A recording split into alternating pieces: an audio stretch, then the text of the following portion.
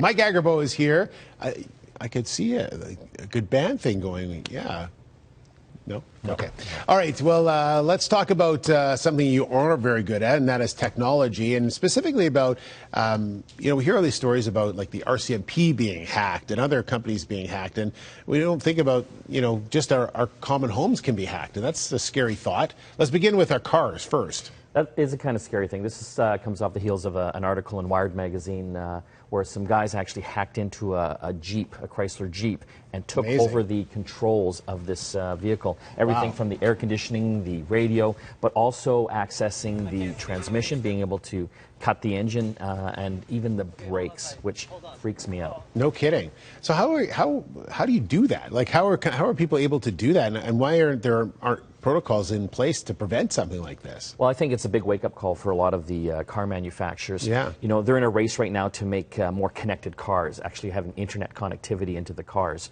And unfortunately, that also opens up a potential security hole to these hackers. So these guys actually got in wirelessly through a cellular connection, and because it wasn't protected well enough, they were able to access the entertainment console, get in, and then start taking over the rest of the car. So Chrysler actually issued a recall to 1.4 million vehicles where they're, either you come into the dealership or they're sending you out a USB key to update your car to make sure no one gets in. No kidding. All right, now baby monitors have always been an interesting one, because sometimes you can pick up other people's baby monitor. I don't know if you've noticed, but we actually had someone near us who had a baby monitor as well, and we actually got our wires crossed or somehow, so we picked up their baby monitor. Yeah, so those are the old-fashioned ones now that are just audio, but these new ones are basically webcams that actually have two-way communication. So you set up a little webcam over your baby, and you can see them while you're at work on your smartphone or your laptop. Nanny cams or anything like that. So unfortunately, those can be hacked as well, and a lot of people don't turn on security when they set these things up. And plus, if you are infected with a virus or a Trojan, hackers can easily get in and then take control of that webcam. They can see what's going on, and in many cases, if it's two-way communication, they can actually talk through it as well. Wow, which is scary. It's very freaky. Especially when you got video involved in it, of course. Well, very much so when you're thinking about your family and your children. And there are literally, hundreds of thousands of these things that are unsecured out there. So how do is it just simply by going and getting a new router? Or? Well, you want to make sure that your router and your Wi-Fi password actually have half-decent passwords on them, not, 1, 2, 3, 4, stuff like that, or your cat's name. I know, I'm sorry. How did you guess? How I got your garage door That's right. code and your bank card. You'll also want to make sure that the webcam, when you set it up, you actually put on a half-decent password to it so that people can not get into it very easily. A lot of these things come unsecured. They don't have the password activated. You want to make sure that you have that activated as well.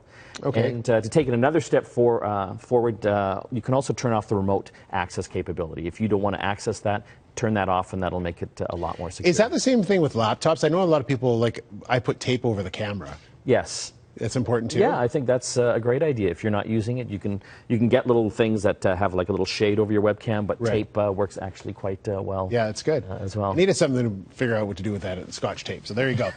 No, Scotch tape is clear. Anyway, okay, and the other thing is this Russian site. Tell us about this one. Well, this has been around for years now. I think it's called insacam.org. They're actually filtering out the more personal webcams now, so they don't get completely shut down. But you can go up there, and they just basically access all these unsecured webcams that are out on the internet. And before, a few years ago, there was some crazy stuff up there. I mean, peering right into people's homes. So now they filter it so that it's not as personal. But it just goes to show you how easy it is for these people to get into your webcams and just post it on the internet. There are other sites that are actually posting personal stuff up there. I don't want to give out any names, but it just goes to show you secure your computer, your router, and your webcam. Yeah. Interesting. I noticed that when we turn on our internet at home, we get everyone's around our neighborhood, right? They all pop. Everyone has the lock on it, obviously. Yes. But some people don't. They just don't, leave it wide open. So yeah. So make sure that's turned off. You can also turn off the name broadcast as well. It's called the SSID. Okay. And you can go into your router and turn that broadcast off. You can still access it because you know the name if you ever want to give someone your password for it. But that way it makes it a lot harder for people to get in.